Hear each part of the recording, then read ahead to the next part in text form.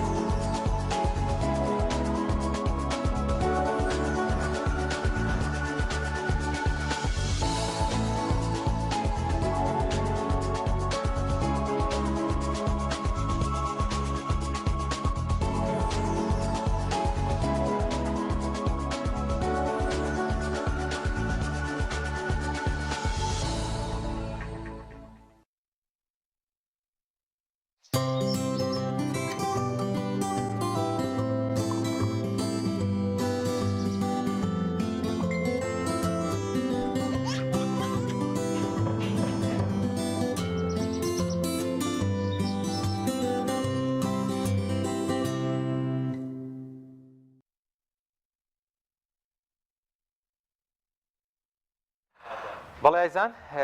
دیارە ئێستاکە لە مەڕاسیمی بەجێگەیاندنی حەجین مسلمانێکی زۆر لە سەرتاسەری جیهانەوە ڕۆیان لە وڵاتی سعودیە و شاری مەکەی پیرۆز کردو بە مەبەستی بەجێگەیاندنی فەریزەی حەج. ئەو کەسانەشی کە بەشدار دەبن هەر کامەوە بە شێوازێک بۆ بەجێگەیاندنی فەریزەی حەج دەچن یەکێک لەو هاوڵاتیانە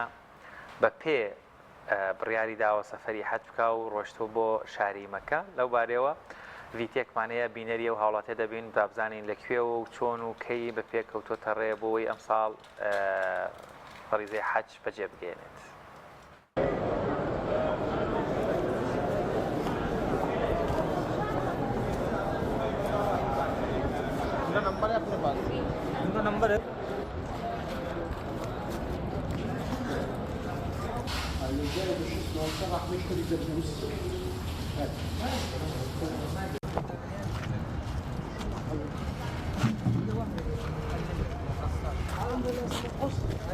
ما يبقى لك شعر هذا شو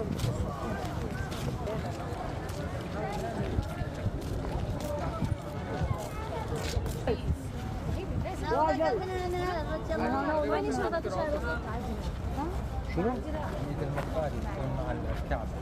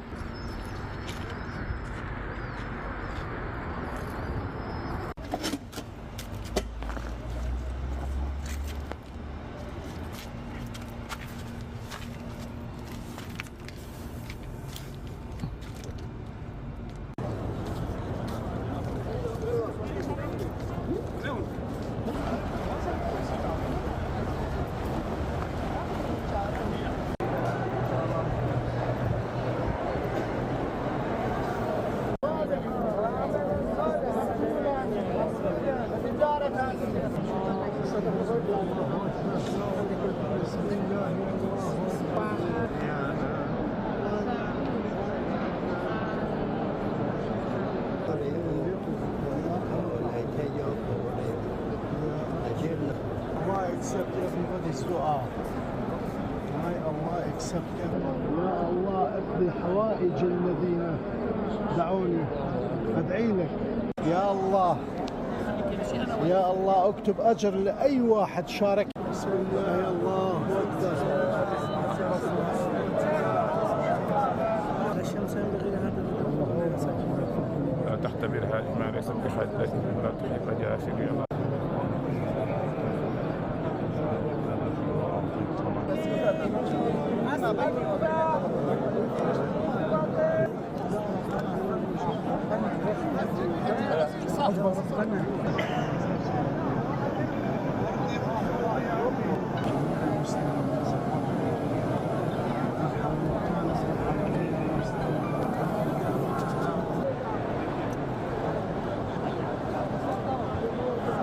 اي حد مصلى قدام مصلى قدام.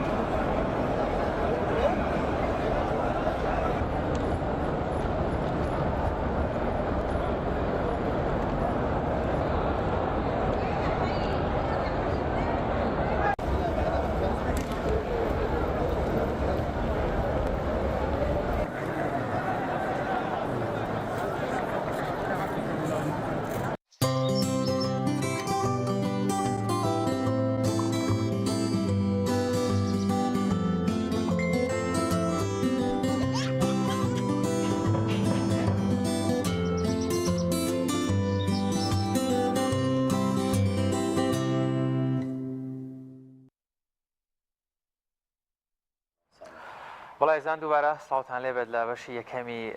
بەرنامەکەمانە شۆڤی کۆمەڵێک بابەتی ئابووری دەکەین لە ژیانی ڕۆژانەمانە ڕاستەوخۆ تەسیریان لەسەرمان هەیە بە میوانداری زۆر بەڕێز مامۆستا عیماد مەحموود ئابووری ناس. مامۆستا زۆر زۆر بەخێر بێت. زۆر سپاس سپاس.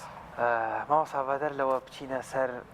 ئێمە چۆن بتوانین پێویستەکانمان دابین بکەین وەکو ئابووری ناسێک بە گشتی بارەدۆخی نرخی و کاڵا و شتومەک و یان باڵێن بازاڕی کوردستان چۆن نەبینی چۆن هەڵی ئەسەنگێنی لە ڕووی ئابووریەوە. ئەوەی ئێستا لە کوردستان ئەگوزارێت بە شێوەی گشتی لە جیهان بریتێ لە بەرزبوونەوەی بەردەوامی نرخی کاڵا و شمەک و خزمەت گوزاریەکان با بڵێن جیهان بە بارودۆخێکی سەختی ئابووریە تێئەپەڕێ بە تایبەتی لە شەژمانی ڕابردووە کۆمەڵێک کاریگەری زۆری لەسەر نرخی کاڵا و شمەک و خزمەت گوزاریەکان بەجێهێشتووە. ئەوەی هەیە دیارە بریتە لە هەڵاوسانی نرخی شمەک و خزمەت گوزاریەکان لە ئابووریە ئێمە دوو گرفتی سەرەکیمان هەیە. ئەویش یەکەمانە هەڵکشان بە مانای زۆری شمەک و خزمەت گوزاری پێداویستەکانە بە تایبەتی وڵاتانی ئەوروپا دەگرێتەوە کاتێک کە کاڵا و شمەکیان زۆر دەبێت بازاڕیان کەم دەبێتەوە ئیتر ئەمە بێتە هۆی لە کارکەوتنی بەشێک لە دەستگاکانیان. بەڵام ئەوەی هەیە لە وڵاتی ئێمە بە تایبەتی لە کوردستانە هەڵاوسان بە مانای زیادبوونی خواست دێت لە بەرامبەر شمەک و خزمەت گوزاری و پێداویستیەکانە لە بەرامبەر ئەمەدا با بڵێن ئێمە شمێکی ناوخۆ شمێکی ناوخۆمانە پێداویستی ناوخۆمانە زیاتر چاومان لە بەرهەم و لە شمێکی دەرەکیە بەمە دەوتی هەڵاوسانەوە تا بەرزبوونەوەی بەردەوامی نرخی کاڵاو هەر گرفتێک لە دەرەوە هەبێ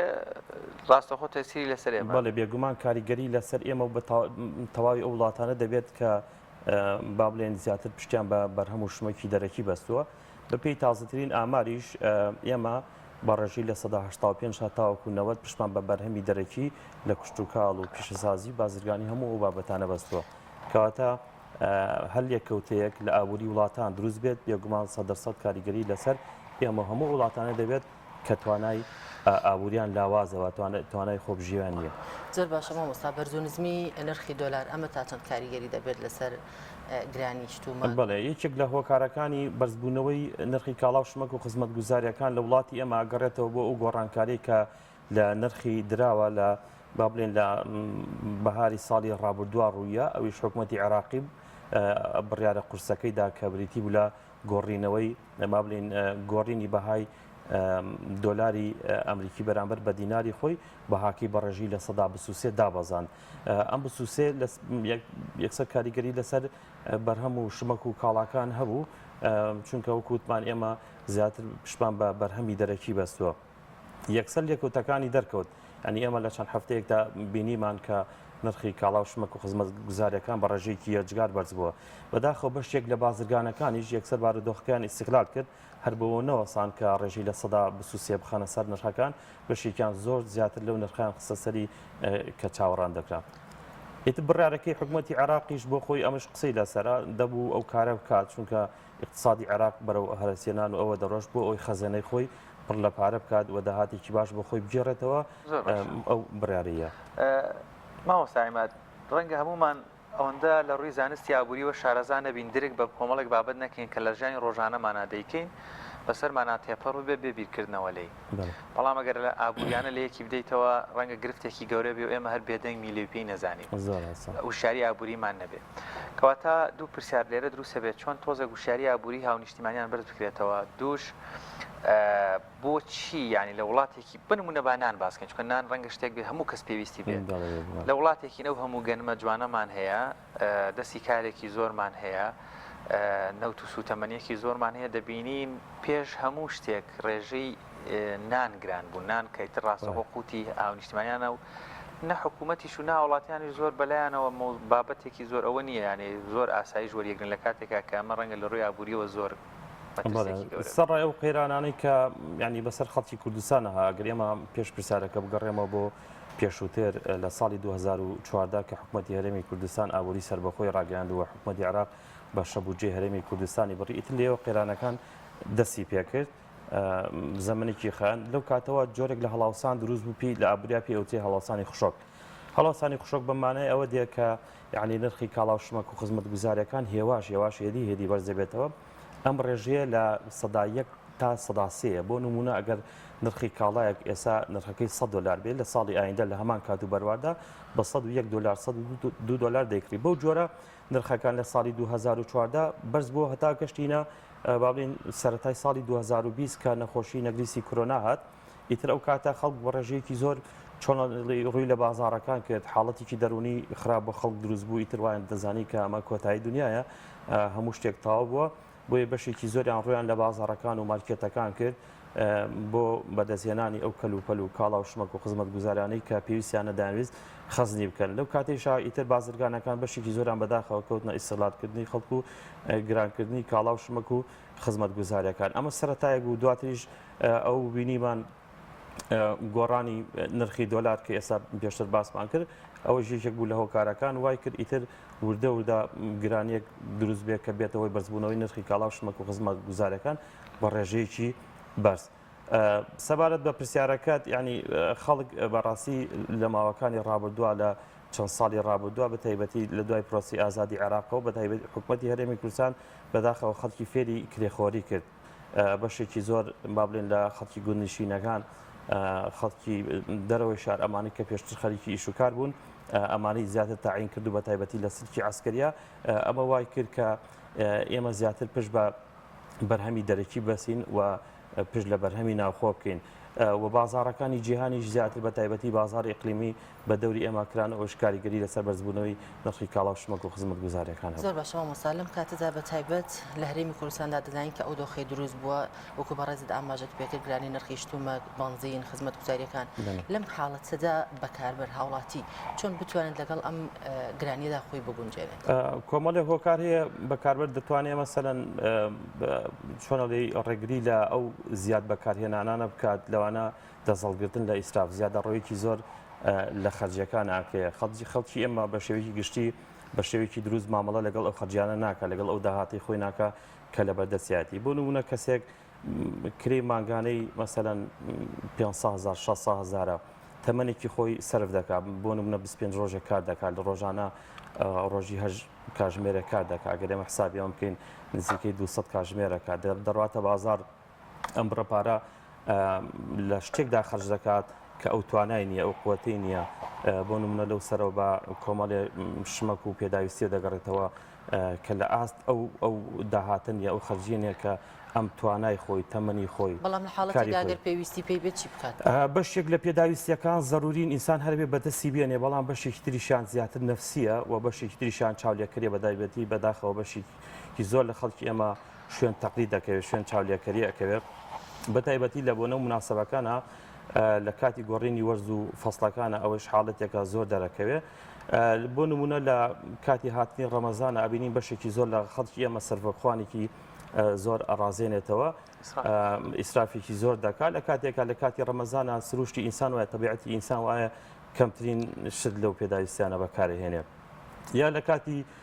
گۆڕینی وەرزەکانە مەسەلەن بە تایبەتی و حاڵەتە زیاتر لەناو ئافرەتانە باوە بەشێک لە ماڵ و کەلوپەل و پێداویستیەکانی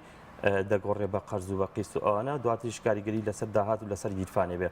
بەگشتی ئێمە بێ ئابوووریانە مامەڵە بکەین یعنی حسابی گیرفانی خۆمان بکەین با بڵێن خەرجیەکانمان یەکسانێ بە کەڵک ئەگەر ئێمە بەپێی ئەو بڕەپاری خەرجیەکەین بەقەدەر ئەوە کەڵکی لێ وەرنەگرێەوە ئێمە لە ڕووی ئابووری و زەرمان کردووە لە ئاینی پیرۆزی ئیسلامی زۆر بەڕوونی ئاماژە بۆ کراوە کە خی گەورە فەرمێ و کول وەشرب و وەلا تسریف و بخۆن و بخۆنەوە بەڵام زیادە ڕۆی مەکەن ئەوەنا ینی پارە خەرج مەکەن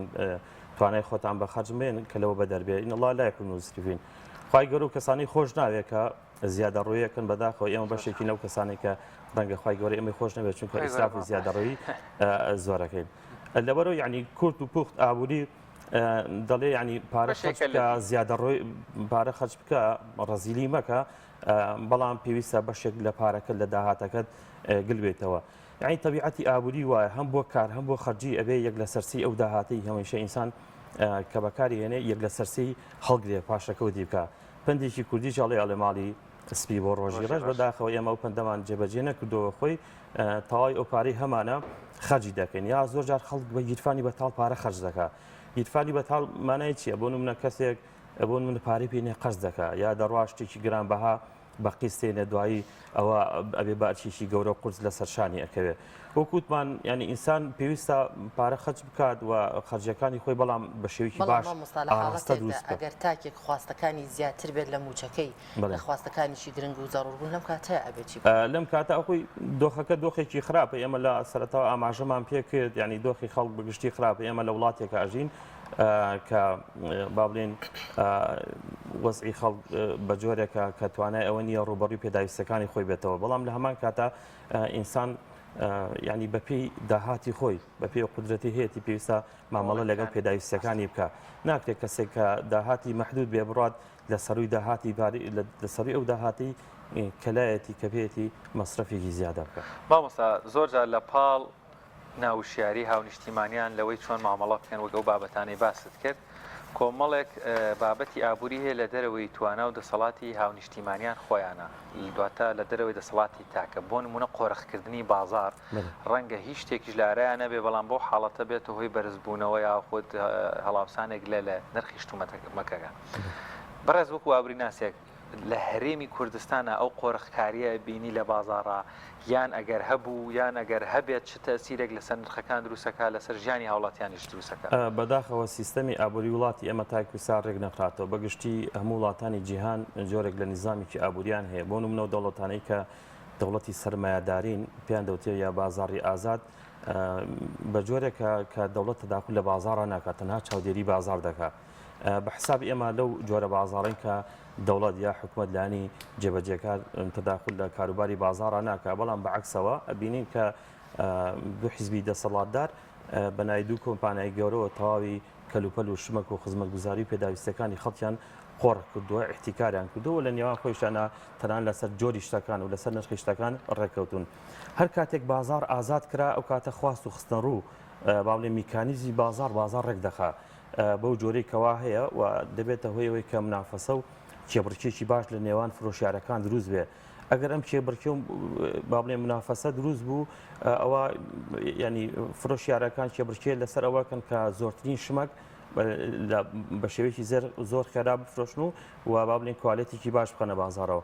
بەڵام ئەوەی هەیە لە کوردستانە بێمنەتیەکە هەیە بۆ چونکە شتەکان هەمووی احتیکار کراوە لەو شتێک کە کەمترین نرخی هەیە تاوکو بەرزترین با بڵێن شمەک و کاڵا کە نرخی زۆر بەرزە هەمووی احتیکار کراوە ئێمە مقید کراوین لە نێوان یەک جۆر شتاواتە تەنها پێویستە ئەو جۆرە شمەکە بەکاربێنین و نرخەکەیشی دیاری کراوە چونەڵێ بەدیلمانە مافی هەڵبژاردنمانە بە هیچ شێوەیەک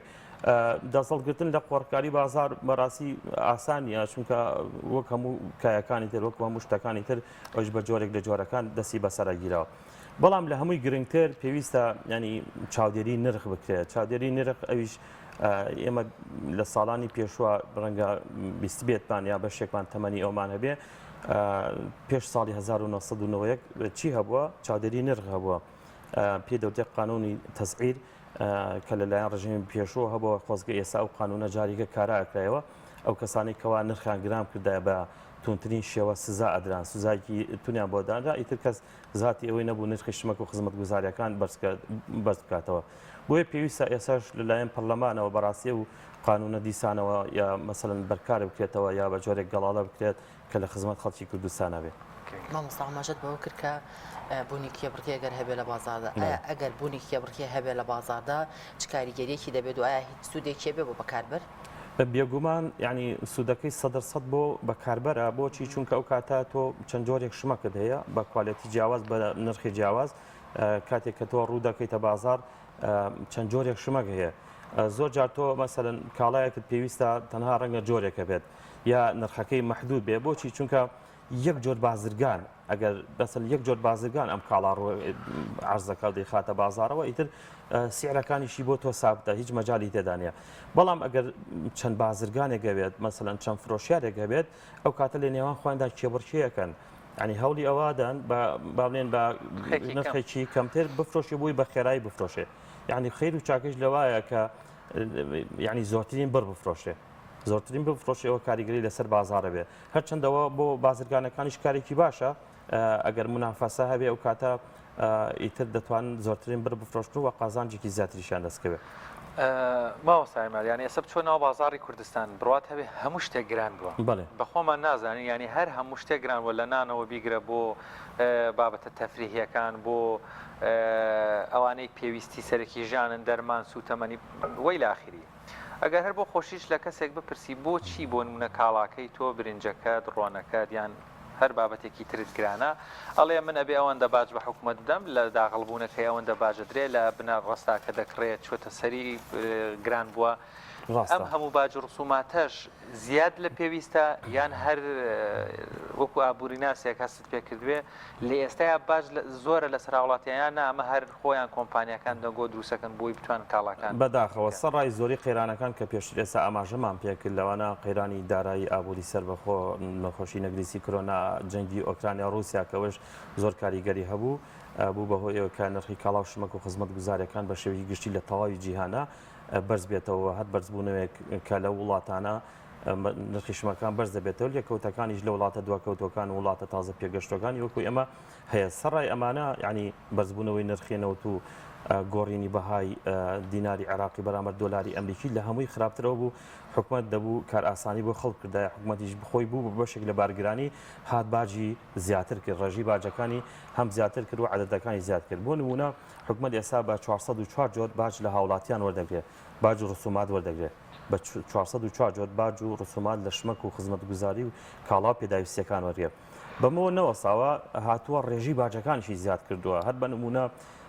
ڕێژەی باجی لەسەر شیش بەڕێژی لە 35 زیاد کردو تەنێ شیش لە شەژمانی ڕابردووە 600 دلارەوە ئێستا 950 دلار نزیک لە 1000 دلار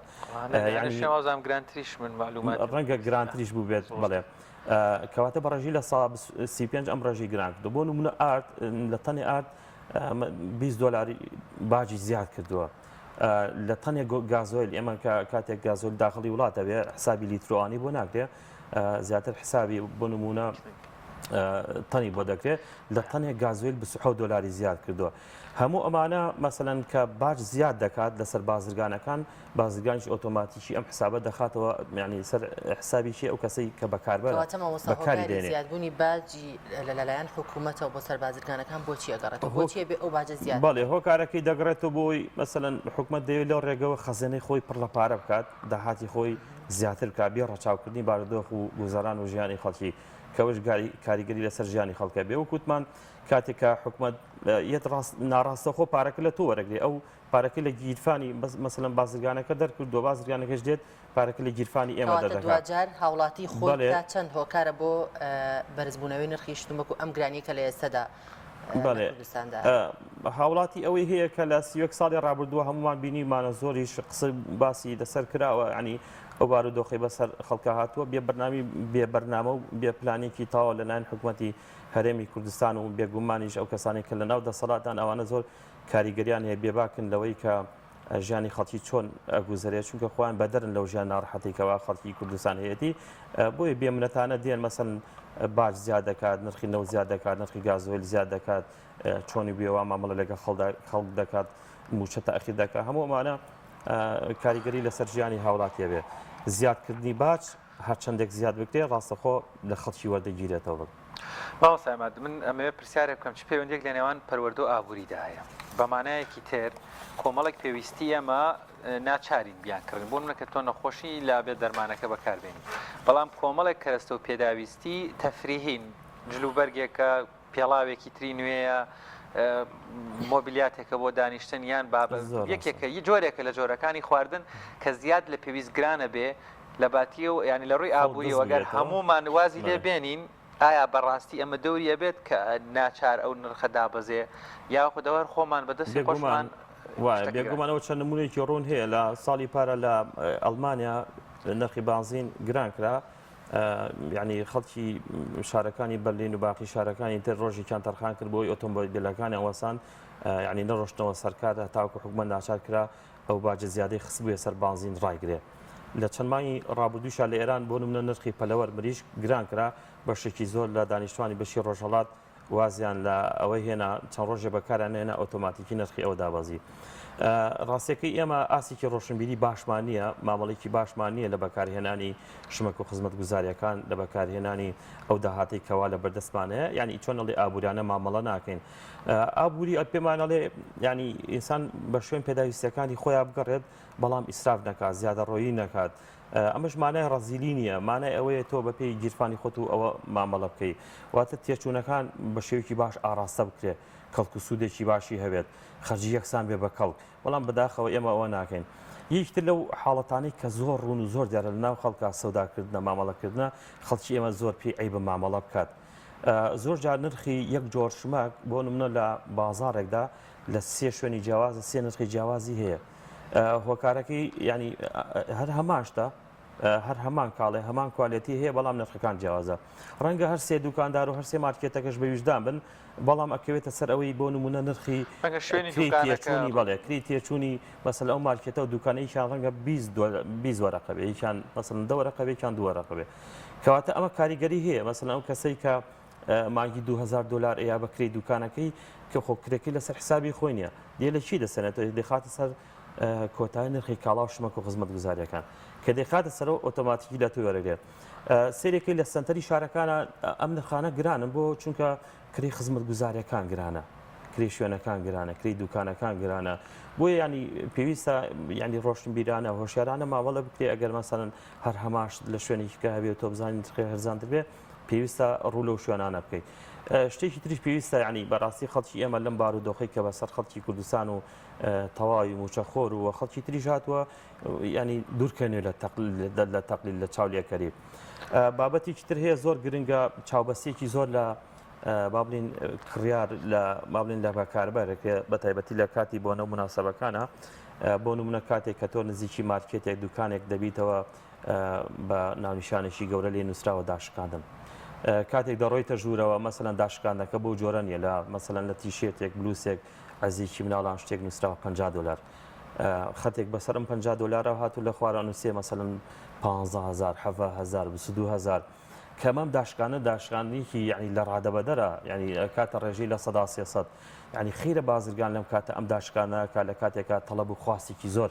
لەسەر کاڵا و شمەک و خزمەت گوزاری پێداویستەکان هەیە ئەمە جۆرێکە لە چاوبەستن بۆیە ینی ئەوە وابەستەیە بە پرسیارەکەی جەنابتەوە پێویستە ئێمە هۆشیارانە مامەڵە بکەین یا زۆرجار لە کۆتایی وەرزەکانە نرخی کاڵا و شمەک و خزمەت گوزارەکان بە ڕێژێکی زۆر بەرچاو بە تایبەتی جلوبەرگ و ینی ئەو شتانە دائەبەزێت مەسەلەن شتێک پێشتر بەهاکەی $40 بووە لە خوارەوە دەنووسێ مەسەلەن داشکانەکە ئەنووسی $7 کەواتە ئەم $7 قیمەتی ڕاستەقینەی خۆی بووە مامەڵێکی خراپ بم کاڵا و شمەک و خزمەت گوزاریانەوە کراوە مەسەلەن لە شمەکێک کابرای بازرگان $30 $35 هەڵگرتووە بەشێکی زۆر لە بازرگانەکان کە ئێمە قسەمان لەگەڵا کردوون ئەوانەی کەوا با بڵێن دۆستەوەن ینی بڕاب کە بەشێکی تەواوی لەو کاڵا و شمەک و خزمەت گوزارانەی پێش ئەوەی کە ئەم قەیرانە جیهانی ئێستا دروست بێ هەر بەسەند مامەڵی پێوەکراوە ینی لە ئەوروپا کە هێناویانە یا لە سین لە هەر وڵاتێکیکە بەسەند هێنانە کەچی لێرە بە $12 و $7 ئەوە ینی ئەوەش دەگەڕێتەوە بۆی کە وەکووتمان دوو کۆمپانیای گەوری زەبەلاحکە کۆنتترۆلی بازاران کردو بە دڵی خۆیان و ئارزوی خۆیان دەستیان بەسەر سعی کاڵا و شمەکان ئاگرتووە لەم کاتەیە چی بێت کە ئاسی و شاری هاوڵاتی بەرز بێتەوە ینی بەڕاستی بەداخەوە لە کۆمەڵگەی ئێمەیە بەتایبێت ئەگەر شتێک گران نەبێت هاوڵاتی بە باشی نادانێت زۆر باشە پرسیارێکی شتەکەی باشترە پرسیارێکی زۆر بەجێ ینی من ئەمە لێرەوە بە تەواوی خەڵک ئەوانەی کە هەمومان کە مامەڵە ئەکەین ینی مەرجنی هەر شتێک گران بوو ئێمە بڵێن ئەوە شتێکی باشە زۆر جار من گوێبیستیەوە بوونمان گوێبیستیەوە بوون کە ڕوەکەینە بازار مەسەلەن چەند جۆرێک شمەکدانراوە و کەسێک کە مامەڵە دەکاڵێک کام جۆرەیان باشە کامیان گرانە ئەوەم پێ بدە ئەنی داوای گرانە کاکە مەرجنی هەر شتێکە گران بوو باش بێت بۆ نمونە ڕەنگە تێچوونی ئەو شمەکە تێچوونی گواستنەوەی شمەیەکیان لە شمەیەکیان زیاتر بێت بۆ نمونە ئەگەر ئێمە شمەکێک لە وڵاتێکی ئیقلیمی نزیک خۆمان دەستمان کرێ شمەکە تورکی بێ یا ئێرانی بێ نرخەکەی جیاوازە بۆچی چونکە تێچوونی کەمترە لەو شمەکەی کە لە وڵاتێکی دوورە دەستی وەکەی وەک مەسەل ئەمریکا بەریتانیا ئوسترالیا وڵاتێکی کە بەدەست ئێمە گەشتووە یعنی کڕی نقلی گواستنەوەی ئەو شمەکەی کە لە ئەمریکاوە دەگاتە کوردستان یەکسانە بە کۆی نرخی ئەو نرخەی کە لە ئێرانەوە دەگاتە دەستی ئێمە بۆیە مەرج نییە هەر شتێکەوە گران بوو ئێمە وا دابنێ شتێکی باشە ئەوە خوێندنەوەیکی هەڵەیە ئابوریانە لەبەر ئەوە گران نییە کە کوالیتی باشترە لە شمەکەی تر لەبەرەوە گرانەکە بە گرانتر گەشتوە هەیە بە گران گەشتووە تێچوونی زیاتر بووە مەسەلەن یا یەکێک لەو کەرەستانی کە بەشداری کردووە لە بەرهمێنانی ئەو شمەکە ڕەنگە لەو شوێنەی کە بەرهەمێن هێنرا بێت گرانتر بوو بێ ئەوەش بۆ خۆی بابەتێکە بەڵێ زۆر سپاس بۆ بەڕێز مامۆستا عیماد مەحموود ئابوورینا زۆر سپاس بۆ ئامادەبوونمان دوومان لە خزمەتتانە بەڵام قسەی کۆتایی پێویستە بکرێ ئەویش داوا لە بازرگانەکان دەکەین کە بارودۆخی خەڵک لە بارودۆخێکی زۆر خراپەیە ینی ڕاست ئەوان بە شوێن ڕۆپۆ و قازانجا دەکڕێن بەڵام ژیانی خەڵک و باڵین ژیانی خەڵک لە هەمووی شتێک گرانترە هیوادارین ڕەچاوی خەڵک و ژیانی خەڵک بکرێت سپاس بۆ ئێوە لە خزمەتتان بەڵێ بینەرانی عزیز و خۆشەویست وەک دەزانین کە ساڵانە و لە مەوسومی حەجدا بەرگی نوێی کەعبەی پیرۆز دەگۆڕێت کە لە ئێستاشدا ئامادەکاری بۆ پۆشینی بەرگی نوێی کەعبەی پیرۆز کراوە هاوکارانمان لەم بارەی ڤیدیۆکیان بۆ ئامادەکردوین فەرموون با پێکەوە بینەرە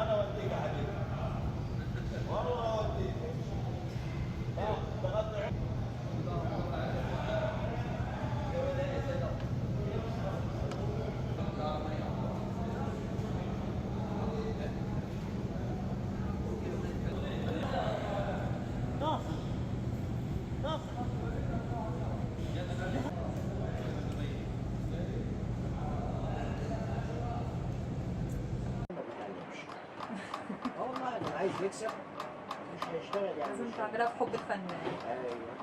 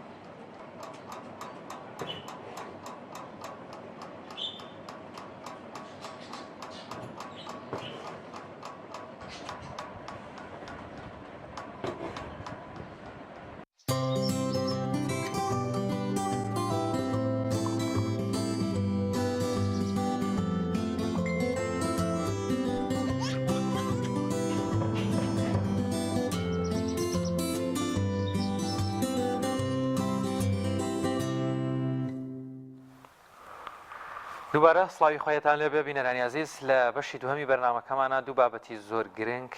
هەیە دەبێ ئێمە وە بیری بینەران و وەروا و کەسانەشی کە ئەگەر نەیان بیست بێ پێشتر هەچانە لە کۆمەڵگایمەیە زۆر بابەتانە باسکران وەڵام پێویستە وە بیری هاونیشتیمانیان و مسلمانان بهێنرێنەوە وە کۆمەڵێک ڕۆژیش هەیە لە نێو بۆ لای ئەمەی مسلمانان لە نێو ژیانی ئەمەی مسلمانانە زۆر گەورە و پیرۆزن یادکردنەوە و باسکردن و وەروەها بەرچاوخستنیان بە پێویستێکی گرنگی دەزانین. باسی یەکەمیشان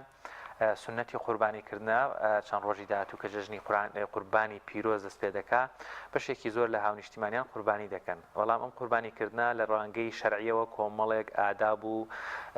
کۆمەڵێک تایبەتمەندی خۆی هەیە لە خودی هەڵبژاردننی ئەو ئاژەڵی دەکرێتە قوربانی تاوەکو چۆنیەتی بە قوربانیکردن و وەروەها سوود لێ وەرگرتنیشی بۆ قسەکردن لەسەرم بابەتە و هاوکاتیش سبەینێ ڕۆژی عەرەفەیە یەکێکە لە ڕۆژە گەورەکان لە نێو ژیانی مسلمانانە بابزانین گەورەی ڕۆژی عەرەفە لە چیدایە و کەمێک لەسەر ئەو بابەتە دەوەستین بە میوانداری زۆر بەڕێز جەنابی مامۆستا محەممەد چیمەنی زانای ئاینی. مامۆستا زۆر زۆر بەخێر بن. مامۆستا سەلامەتی مامۆستاگیان، مسلمانێکی زۆر قوربانی دەکا زۆر جار باس کراوە بەڵام وە بیرهێنانەوە یان بیرخستنەوەی هاونیشتیمانیان و هاوڵاتیان و مسلمانان گرنگە. ئێمە چۆن قوربانیەک ئەنجام بدەین یا خود ئادابەکانی قوربانیکردن بۆ مسلمانێک کە ڕەنگە لە شوێنێک بێ دەستی نەگاتە کۆمەڵێک بابەت لێرەوە لە ڕێبەڕستەوە گوێ لێ بگرێ و بتوانێت بێوێ قوربانی بدا و بیرهێنانەوەیەک بۆ مسلمانان. مەڵە سوپاس بۆ بەڕێستان بە ناوی خوای گەورە و میهرەبان. هەڵبەتە قوربانیکردن یەکێکە لە دوورشمە گەورەکانی ئیسلام کە ساڵی جارێک ئەنجامەدرێ. ئەو کەسە مسلمانێک هەڵەسێ بە سەربڕینی ئاژەڵێک بەنیەتی خۆنزیکردنەوە لە خوای پەروەردگار کەسێک بە کەسێک کەڵێ بە قوربانە دەم یعنی من ببم بە فیدای تۆ ئەم حیوانە سەر ئەبردرێ بە نیەتی ئەوەی کە ئەو بەندە لە خوای گەورە نزیک بێتەوە و هەروە وەکو فیدەیەک وەکو بە قوربانکردنێک وەکو بەخشینێک بۆی خوای گەورە لێ خۆش بێ ئەو حیوانە سەر دەبڕێ و دواتر دابەشەکەی بەسەر فەقیر و هەژارەکانە و بەسەر خەڵکییا و ئەمە عیبادەتێکە ئەمە سونەتێکە ینی وا باسێکم کە نەما کەسێک نەزانێ قوربانی چییە. دواتر ئەم گۆشت و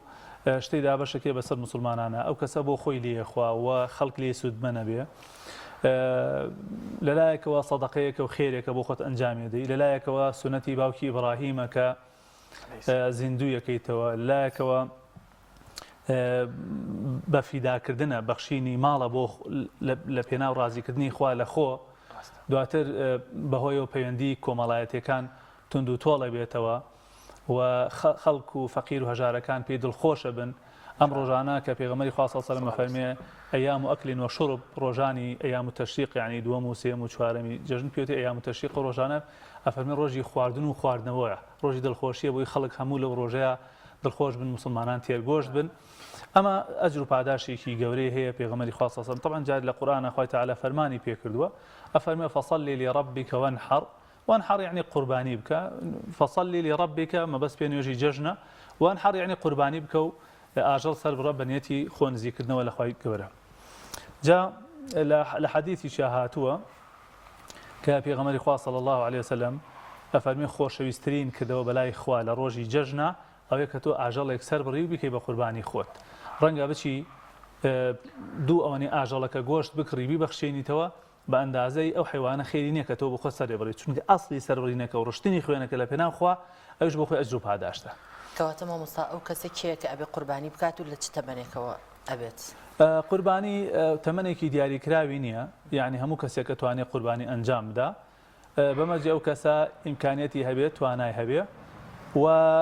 ئەسڵ وایە سەرۆکی خێزانەی کا و هەموو ماڵ و خێزانەکەی تێدا بەشدارەکە. ئێستا هینێک هەیە یعنی چۆن بڵێ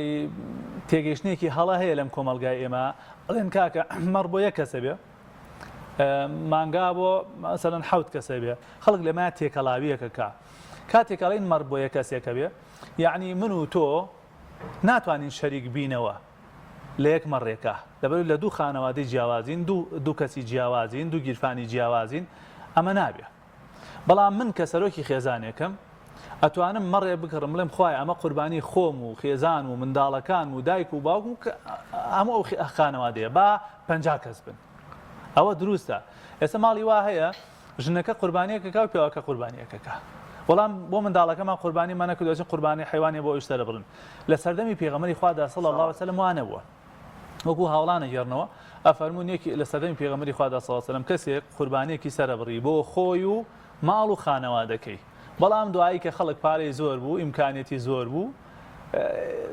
فەصارە کەما تەڕا وای لێ هاتووکو ئێستا ئیبینی هەر کەسێ بۆ خۆی قوربانیەکە ئەگینا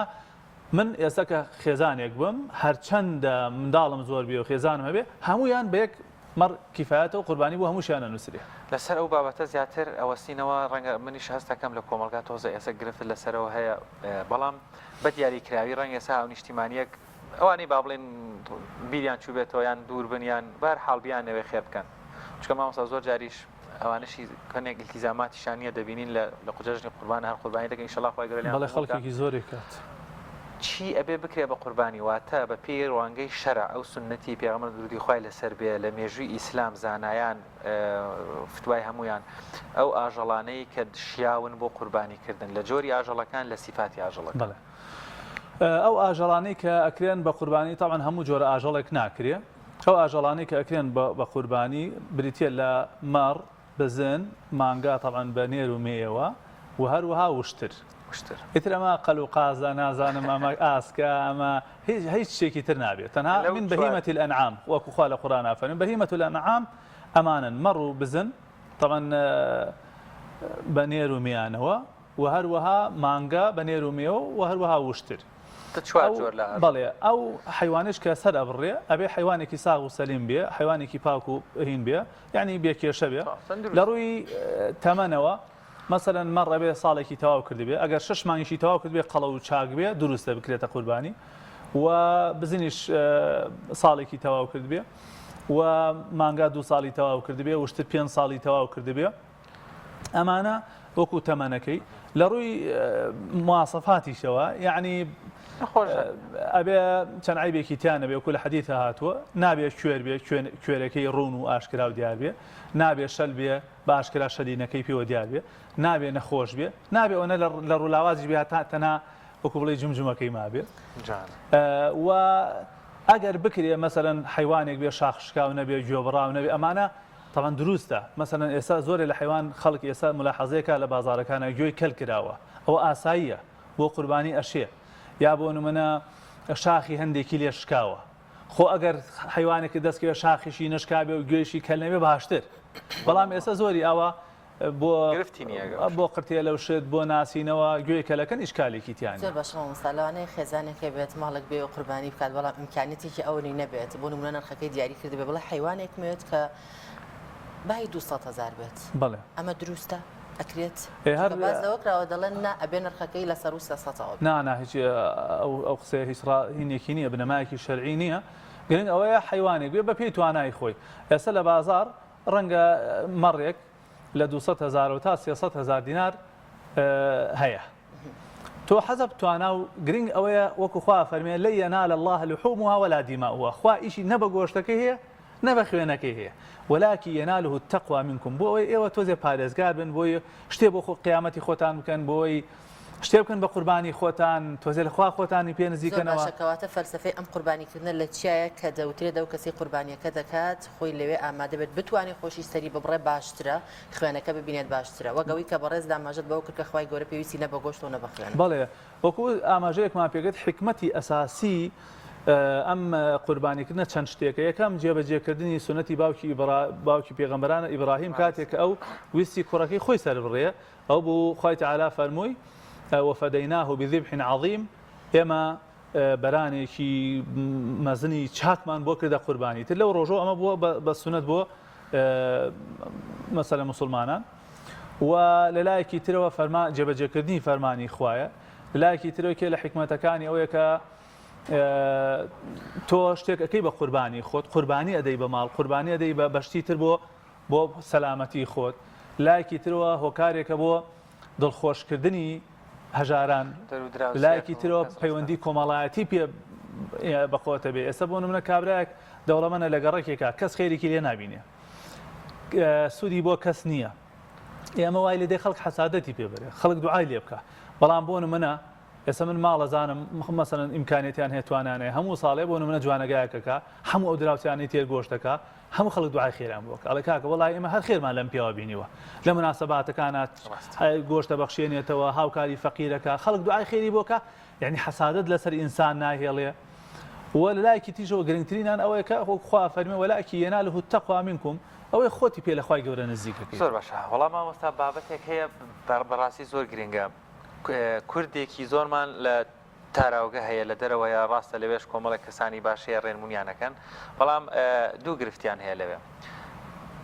بە هەر جۆرێک بێ ئاژەڵەکە با بڵێن پەیدا دەکەن و سەریشی دەبڕن ئەمە لە ڕوانگە شەرعیەکەی جێبەجێکەکەن بەڵام بەواوکردنەوەی گۆشتەکە دەڵێ زۆر جار ئەگەر گۆشتیش بنێنین بۆ دراوسەکانمان لەبەرەوەی ئەوان ئەم کولتورەیان نییە یا لێمان وەرناگرن یان ئەبێ با بڵین کۆمەڵێک لیزاماتی پزیشکی ئەوێ هەیە تەنها موسڵمانەکان ئەو بابەتە دەزان لێمان وەرە زۆر جاری وایە گۆشتێکی زۆر هەیە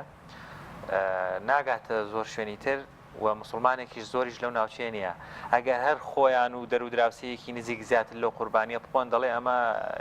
با بڵین دروستە یان خێرەکە گەشتووە لە کاتێککە ئامانجەکە بەڕاستی قوربانەکە کراوە بەڵام ئەوەندە خەڵک گۆشتەکەی لێ وەرناگرێت لێ من چی بکەم دراوسەکەم بەڵێم هەم گۆشتە قبول نییە چکەن لەبەرەوەی با بڵین لە مارکێت نەکڕاوە و مۆری پێوەنی و کۆمەڵێک لەو والله چەندە باش وایە یعنی فتوا بە وڵاتێکی تر نەدیە بەڵام ڕوونکردنەوەی سەریعی لەسەر دەین چونکە معلومی جەنابتانە فتوا بە پێی زەمان و بە پێی شوێن و بە پێی کەس و ئەوانە گۆڕانکاری بەسەرا دێ ئینسان ئەگەر خۆی لەو بێ ئەنەژیا بێ ڕەنگە قورس بێ بەڵام مادام ئەو کەسە حیوانەکەی سەربڕیوە و هەندێکی لێ بەخشیوەتەوە ئیتر گرنگ نییە دراوسێکێکی بۆ ئەمەی هێنێ گرنگەوەیە ئەم چەندێک کەسی دەستکەوتووە بۆی بردووە و ئەگەر بشکرێ مەسەرەن لە زۆرێک لە وڵاتەکان نازام ئەو وڵاتی کە جەنابەت لە زۆر وڵاتەکان منەظەمات هەیە ینی منەظەمات هەیە ڕێکخراو هەیە ئەو گۆشتانە کۆەکەنەوە ئەینێرن بۆ شوێنانەی کە فەقیرن یان هەندێک جار بۆ وڵاتانەی کە فەقیرن شتی وا واریدە ئاساییە کەسێ بکەی بۆ وەکیلی خۆت هەربیر مناسەبە باسی ئەوەش بکەین مەسەن خەڵکی لەم شارەیە خۆی ناتوانێت حیوان بکڕێت کابرا لە شوقەیە کاژێ چۆن حیوان بکڕێ تۆ کا بە وەکیل مەسەلەن منەکا بە وەکیلێکی کا بە وەکیل ڕێکا کە حیوانێکم بۆ بکڕە و لە وەکیلی منەوە سەری بڕە و دابەشی بکە ئەمە ئاساییە و هیچ شتێکی تیانی ئەلوەکیل و کەلئەسیل وەکیل وەکو ئەسڵەکە وایە بەنیەتی فڵان کەسەوە سەرێ بڕێ و هەرچەندە ئەگەر خۆت بتوانی سەری ببڕی و خۆت بە دیارەوەبی باشترە بەڵام هیچ ئیشکالیشی تیانە و لەلایەکی تریشەوە دروستە کەسێک حیوانێ بۆ کەسێ بکڕە لێ بۆ خۆت بیکە بە قوربانی بۆ نمونە تۆ حیوانێ بۆ منە کڕێڵی مامۆستا ئەم حیوانە بۆ خۆت بکە بە یا قوربان مەسەن تۆ دوو حیوان بۆ منە کڕێڵی مەسەن مامۆستا هەر پێوێت بۆ پرسیارە لەوانەیە کەسێک بێت کە قوربانی بکات خوشک و برایی زۆرن ئەم حیوانە لەوانێت تەنها بەشی ئەم خوشک و برایی خۆی بکات ئەوەش هەر دروستە لە ڕووی دابشکردنی گۆشت لە ڕووی دابشکردنەکەەوە وەکوتمان هەنێکی لێ ببەخشرێتەوە خۆی لە ئەسڵا قوربانی ئەکرێ بکرێتە سێ بەش ئەکرێ ئێستا بەشێکی بۆ خۆت بخۆی مثلا بۆ نمونە وادانێ ئەم حیوان ئەگەر 15 کیلۆ گۆشتی بۆ ئەکرێ 5 کیلۆ گۆشتی بۆ خۆت ئەم جەژنە ئەم دوسێ ڕۆژە خۆت و خوشکت دێتەوە برا دێتەوە برازا دێتەوە گشتی ڕشێتە سەر تا بۆ خۆتان ئەم 3 کیلۆی لێ بخۆن بەشێکی لێ بکە بەخێر بەشێکشی ئەتوانی بخێتە ناو ساردکەرەوە و مجەمیدەوانەوە هەڵیگری بۆ خۆت ئەشتوانی بە جۆرێکی تردا بەشیکەی بەشێکی لێ بخۆی بەشێکی لێ بکەیتە خێر بەشێکیشی لێ بکەیتە هەدیە بۆ دۆست و برادر و خۆشەویستان ئەگەر لە شوێنی ترش بن ئاساییە زۆر باشە ئەمجا گواستنەوەیشی پێم خۆش هەر قسەی لەسەر بکە ماوەسە هەر پیسم ئەو پرسیار هەر بۆی بزافە بێ بۆ قسەکەی بەڕێزت لە وەرزی گەرمایین هەموو قوربانیکردنێکیش پێستەکە و کۆمەڵێک بابەتی لێ ئەمێنێتەوە پێم خۆشە ڕێنمایەکی زۆر ورد و تون لە ڕوانگەی شەرعەوە ئەگەر ئێوەش لە بیرتان چێ من هەر بیرتانە خەمەوە بەڵام ئەگە بێرم چوە بێرم خەرەوە با باسی گواستنەوەکەیشی بکەم گواستنەوەی قوربانیش لە شوێنێکەوە بۆ شوێنێک لە شارێکەوە بۆ شارێکی تر دروستە و ئاسایە و ڕێگە پێدراوە مثلەن بۆ نمونە کابرا لە شوێنێکاژی ئەلحەمدولیلا خەڵکەکان و باشن ئیمکانیەتیان توانان هەیە بەڵام گەڕێکێکی تر هەیە شوێنێکی تر هەیە شارێکی تر شارۆچکەیەکی تر هەیە خەڵکەکەی فەقیرن دەستکورتن بەکەمتر بۆیان ئەکرێ گۆشت و شت و ئەوانە بکەن ئاسایە بگوازرێتەوە بۆ ئەو شارانە هیچ گرفتێکی شەرعیتیانە سەبارەت بە ئەو دیاردە قێزەونە ناشرینە تەندروستەی کە بەڕاستی لە هەموو قوربانێک ئەمە زۆر جەختی لێکەینەوە هاواری لەسەرەکەین و لە مینبەرەکانەوە قسەی لەسەرەکەین ئەوەیە کە مسلمانێکەوێ خێر بکە ئەوێ بەحساب خۆی خوا لە خۆی ڕازی بکە ئەڕوا حیوانەکە سەرەبڕە بەڵام دوای ناوزگەکەی و واروها پێستەکەی و وە سەر و پێکەی و هەموو ئەوانە فرێداتە سەر کۆڵانەکە یا فرێداتە بەردەم ماڵێکی تر یەک ڕۆژێ خۆر لێ بدا هەمووی بۆگەنەکە بۆن بە شارە بڵاو بێتەوە ئەبێتە مای بڵاوبوونەوەی نەخۆشی هۆیە بەڕاستی ئەوە دیاردەیەکی زۆر ناشرینە لەگەڵ ئینسانی مسلمانە ناگونجێ و لایق نییە پێغەمبەری خوا صلی الله علیه و سلم فەرمی الطهور شطر الإيمان پاکی و خاوێنی نیوەی ئیمانی ئینسانە والنظافة من الإيمان وەکو وتراوە يعني پاک و خاوێنی بەشێکە لە بیر و باوەڕی ئەگەر حەدیثەکە صحیح نەوە بەڵام لە معنایە دروستە باش لەبەرترێ ببوورە کە نابێ ئێسقانی گۆشتی قوربانی فڕێ بدرێ ئامە تا چەنێت دروستەکە ناوانە ئەوە هەر قسەی بڵێن خەڵکە بۆ خۆی واڵێ بەڵام ئەوەی کە ئەمڕۆ بۆتە دیاردەیەکی ناشرین و بێتە مای بڵاوبوونەوەی نەخۆشی بەتایبەت لە ئێستاە کە نەخۆشی کۆلێرا و کۆرۆنا و ئەمانە هەیە یعنی داوامان وایە لە هەموو مسلمانێک یعنی ئەمڕۆ هەموو شتی ئاسانکاری بۆ کراوە زۆربەی شوێنەکان حاوی تایبەت بە خۆی دانراوە و ئێمڕۆ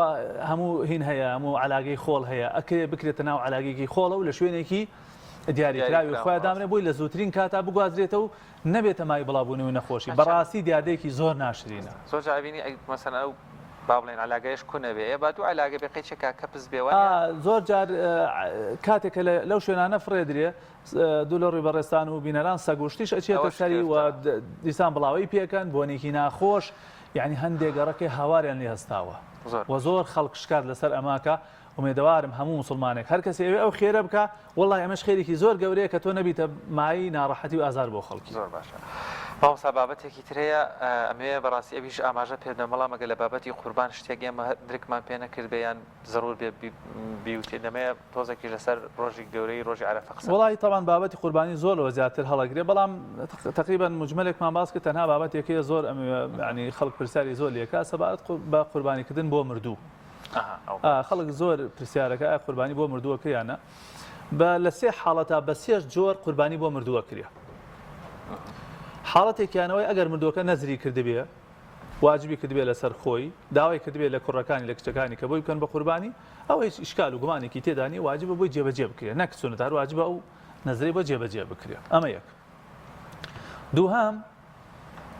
ئەوەیە کە بۆ خۆت حیوانێ سەر بڕی و ئەو مردووەتی تیا بەشداری پێ بکەی بۆ نمونە من حیوانێ سەرە بڕم ئەڵێم یا ڕەبی خوایە ئەم حیوانە قوربانی خۆم و خێزان و منداڵەکانم و باوکم کە وەفاتی کردووە ئەمەش هیچ ئیشکالی تیانە و دروستە و جێگەی خۆشی ئەگرێ شێوازێکی تریشی ئەوەیە کە حیوانێکی تایبەت و تەنها سەر ببردرێ بۆ مردووەکە ئەگە لە من بپرسی منەڵێم ئەمەیان باشترەکە بۆ خۆت سەرێ بڕی و مردوەکەش لەگەڵ خۆت ئابەشداریەکەیتەوە هەم بە مردوەکەی شەگە تەکلیفی زیاتریش ناکە بەڵام ئەگەر هەر کەسێک بڵێ وەڵام مامۆستا من حەزەکەم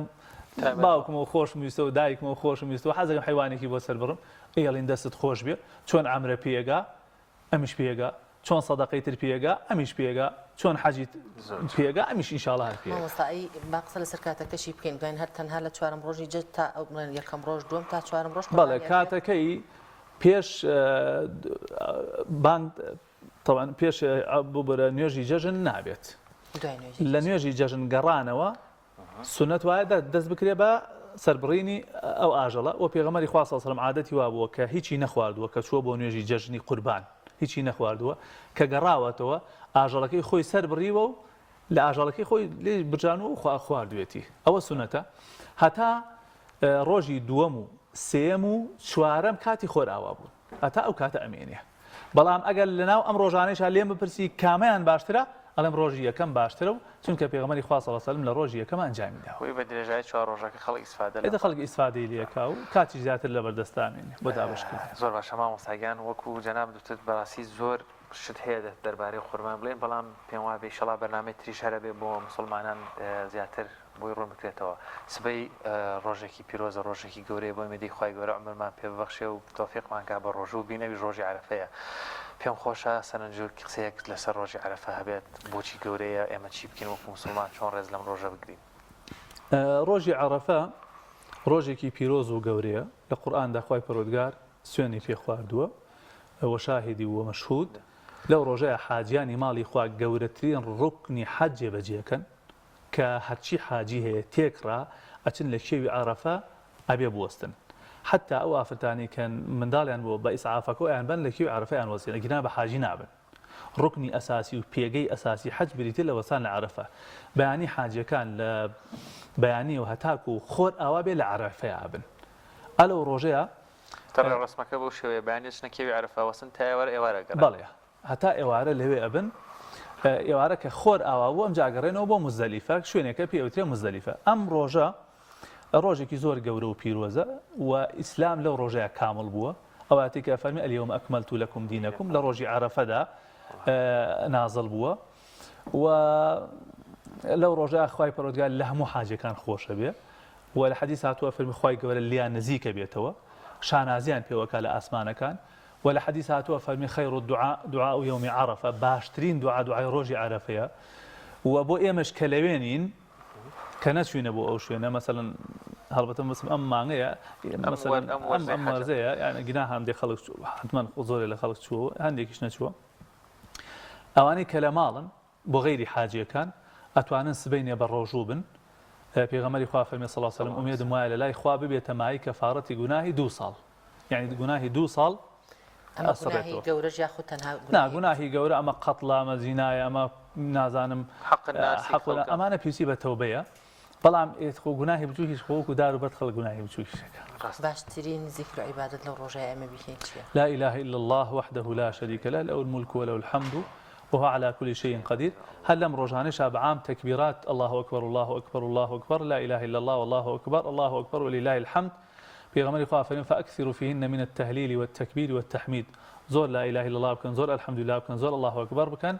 ودعاء بيانيش زور شاك إن شاء الله زور باش ما مصايان درفتمان نماوە دیسانەوە پێم خۆشە ئەگەر قسەیەکی کۆتایی پەیامێکت هەبێ بۆ مسلمانان بەڕاستی ئەو دەرفەتەی سبەینێ لە دەست نەدان چکە ڕەنگە سبەی ڕۆژی عەرەفەیە هەنێکمان ڕەنگە بڵێن کورە ئەمە گوناهمانیە بۆچی من شویستم تاکید لەسەر ئەوە بکەم وەکە بەڕاستی خوای تەعالی کۆمەڵە دەرفەتی لە ژیانی ئینسانە داناوە ئەو دەرفەتانە گوناح لە دەست بدرێن یعنی تۆ بە یەک تەنها باوەڕ کە جاری وا بۆ هەر قەدەری خوا وا بۆ بەیانی نەتوانێ نان بخۆێتان زیک سەعات دووسێ بۆ نەڕەخساوە نان بخۆ هیچ نەخواردەوە بە ڕۆژوش نەبوویتە یعنی ئەمە بە ڕۆژێک بە ڕۆژوو بوون هەم بۆ تەندروستی ئینسان باشە و هەم بەهۆی ڕۆژێکەوە تۆ گوناهی 2 ساڵ هەڵەوەرێنی بەڕاستی دەرفەتێکی چاکە و داوامای لە مسلمانان هەم قوربانی بکەن ئەو پارە هەمووی تەواوە بێ ئەم ڕۆژانە هەمووی تەواو بێ ئەم دەرفەتانە هەمووی ئەڕوا هەم قوربانی بکەن و هەم زۆر باشە مامۆستا وەڵاهی ئەوە لە بەرەوەی سبەی ئەمڕۆ پێنجشەمە بوو سبەی جمعەیە با بڵێن زۆر جار تابانگەر لە جەژنیش لە جمعە بووە حەجی ئەکبەر بێ و دەستەواژەیەمان هەیە بەڵام هەرچەند کاتیشمان ڕۆژتۆز لە ڕۆژی سنت لە ڕۆژی جمعەیە تۆزێک لە ڕۆژانی ترا پێم خۆش ئەو پرسیارەت کرد ئەوە خەڵک زۆر ئەپرسیە طبعا حەدیث هاتووە فەرمێ لە ڕۆژی جمعەیە بە تەنها بە ڕۆژوو مەبن ئللا ڕۆژی لە پێش یا ڕۆژی لە پاشی بە ڕۆژوو بن بەڵام عولەما فەرموون ئەگەر مناسبەتێک وەکو عارەفە کەوتە ڕۆژی جمعەوە ئاساییە بە ڕۆژوبی لەبەرەوەی تۆ نیەتت وایە ڕۆژوو عارەفاگەی نەک ڕۆژی جمعە بە ڕۆژوبی لەبەرەوە ئاساییە مسلمانان دڵیان هیچ شتێک نەکاو خۆ ئەگەر ئەم ڕۆژ کەسێ بتوانێت بە ڕۆژوبیە باشتر ئەگەر نا ئاساییە سبەی نێژ بە ڕۆژوو بن هیچ ئیشکالێکی تیان نیە دەستەکان خۆشێ وڵێ زۆر زۆر سپاس بۆ بەڕێز مامۆستا محەممەد چیمەنی زانایانی لەم تۆرێ لەگەڵ مام و سپاس بۆ ڕوونکردنەوە زانیاریەکانی سپاس بۆ بەڕێستان بەڵە بەڕزان لە قەزای شارە زوور ڕێکخراوی هاواری خێرخوازی موچێ بەسەر منداڵانی بێ باوکدا دابش کردو لەم بارەیەوە هاوکارانمان چەند دیمەنێکیان بۆ تۆمارکردوین فەرموون با پێکەوە بینەربین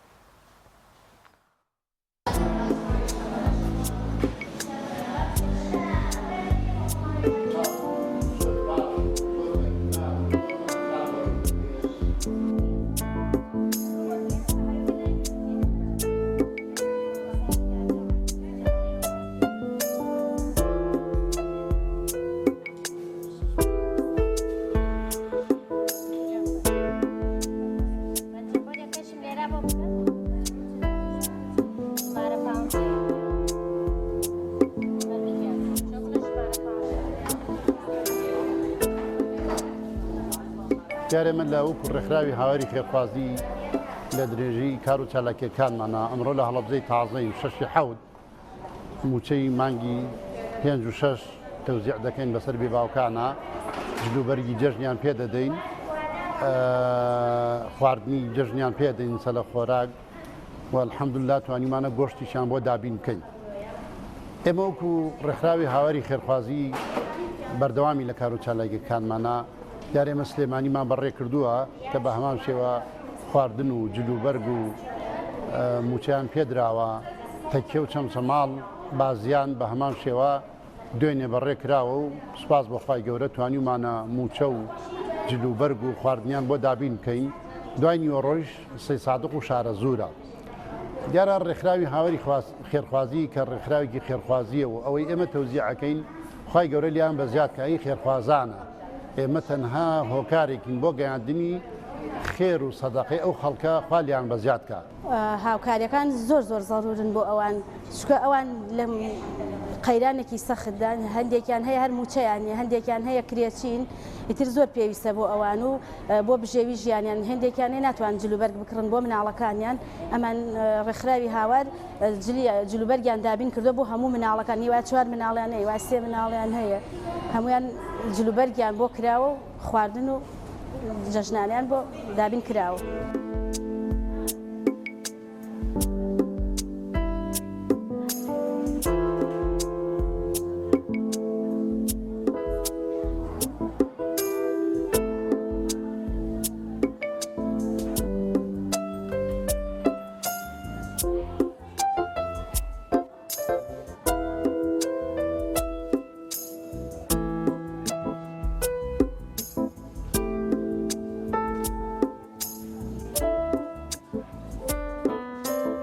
ماڵیان ناوە بێ یاخوا دەستیان خۆشە ئیسفادەمان لێکدا هەموو کەسێ بێ باوکەکان دەستیان خۆشە زۆر لیان ڕازین و دەستیان خۆش بێ یاخوا ماڵیان ئاوا بێ خوای گەورە سەرکرد وەڵڵای ئیمڕۆ خواردن و جل و بەرگ و مەعاش و پارە و ئیتر هەر ئەوانەما وەرگدۆ یاخوا دەستیان خۆش و خوای گەوریان لێ ڕازی بێ ئیشەڵڵا ئەوەنە ئێمە لە دەست ئەم کەناڵە ڕازین خوای گەورەشیان لێ ڕازی بێ ئیشەڵڵا کەسیان خۆش بێ هاوکاری ئێمەکەن ماڵیان ناوە بێ خوارزیان بە خوا بێوەیان کە یاخوا خوا سەرکەوتیان کە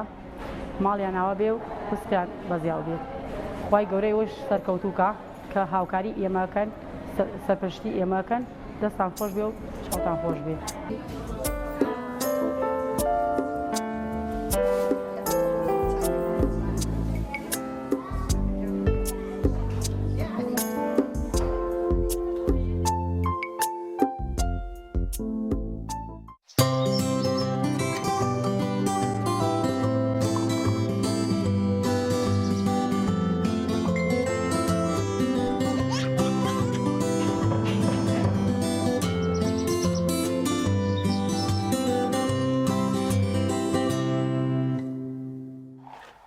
بینەرانی عزیز و خۆشەویست دەچینە کۆتا تەوری پرۆگرامەکەمان کە باز لە ئەنجامدانی ڤیستیڤاڵی ئەوین دەکەین کە ساڵانە لەلایەن ڕێکخراوی قوتابیانی کوردستانەوە ئەم ڤیستیڤاڵە ئەنجام دەدرێت. بزانین ئامانجیان چیە لە ئەنجامدانی ئەم ڤیستیڤاڵە. گفتوگۆی زیاتر دەکەین لەسەر ئەم تۆرەی لەگەڵ میوانەکانمان زۆر بەڕێز خاتوو ستار یاسین ئەندامی لیژنەی ڕێکخەری ڤیستیڤاڵ و هەروەها سەروەر مام سلێمان لیژنەی ئامادەکاری ڤیستیڤاڵ. زۆر بەخێر بن و سپاس بۆ ئامادەبوونتان. تاک سەرۆر سەرتا دێمە لای بەڕێز دەگەر باسێکم ڤیستیڤاڵەمان بۆ بخی بزانین کەی ئەنجام دەدرێت کەی دەست پێ دەکات بەروارەکەی کێ و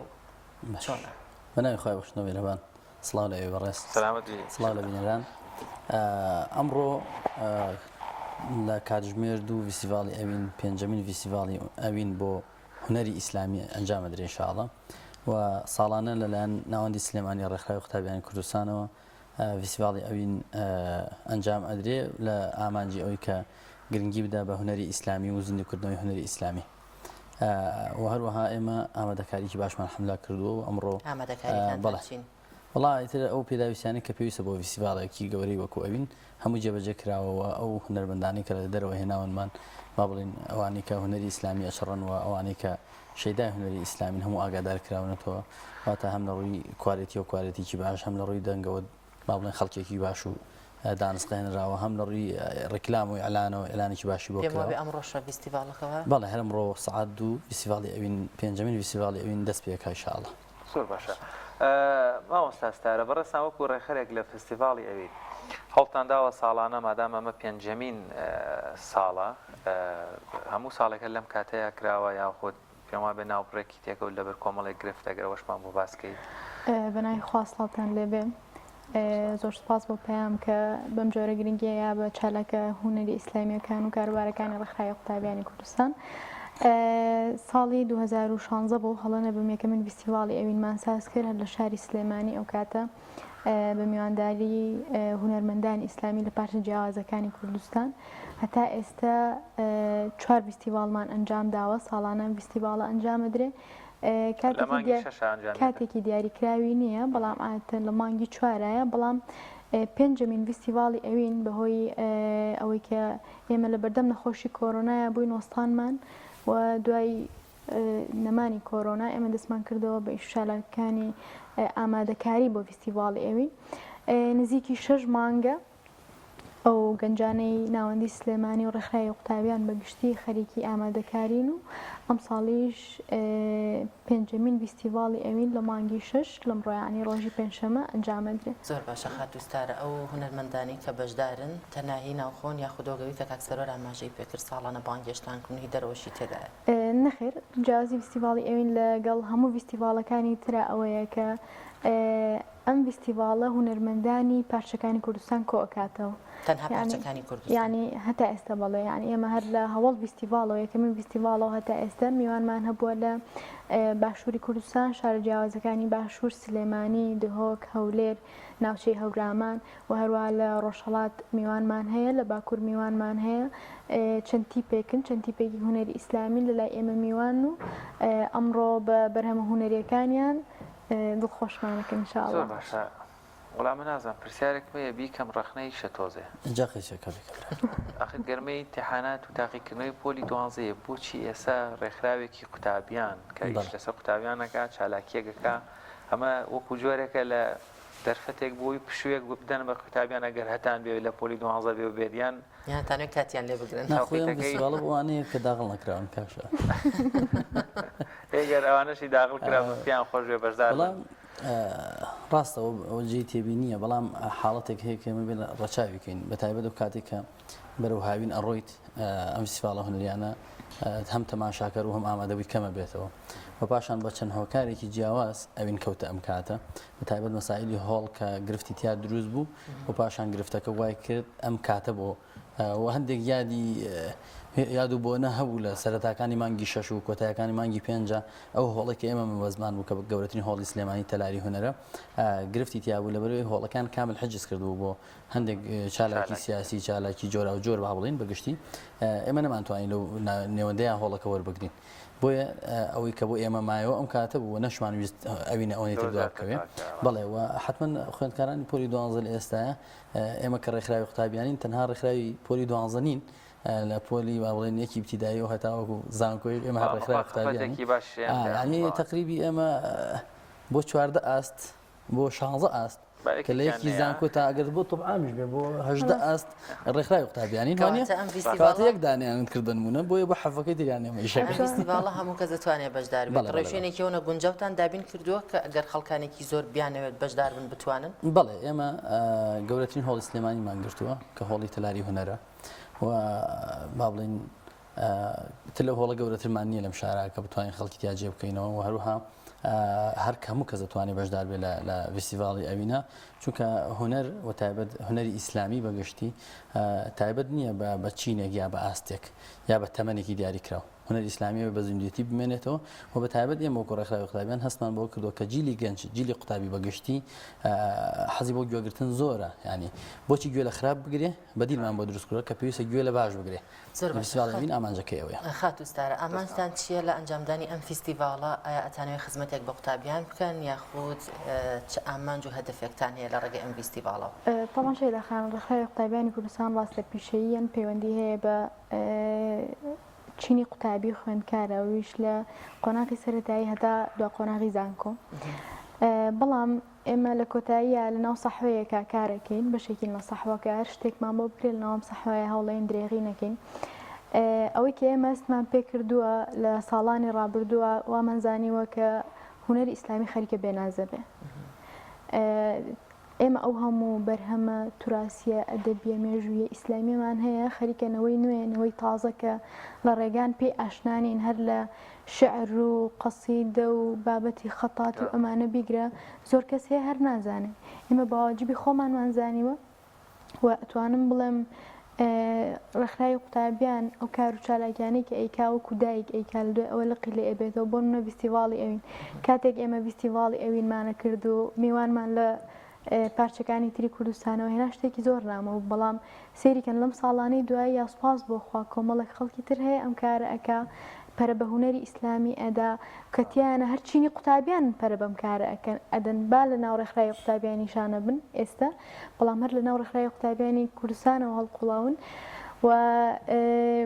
ئەوەی ئێمە لایمان زۆر زۆر گرنگە ئەوەیە کە پارچەکانی هەرێمی پارچەکانی کوردستان کۆبکەینەوە لە شاری ڕۆشنبیری ئێمە کۆمەڵک هونەرمەندمان هەیە لە باکووری کوردستان کە شتی زۆر جوانە خوێن بەرهەمی زۆر جوانیان هەیە ڕۆژهەڵات هەروە کە هەتا سێریان کەیتۆ تا گویان لێ بگری تێر نابی جا بە زەڕورمان زانیوە کە ئێمە ئەم شتانە بخەینە بەرچاوی خەڵک کە ئێمەش وەکو مسڵمانان وەکو کورد ئەم بەرهەمانەمان هەیە و بە چێژی لێ ببینین ئیسفادی لێ بکەین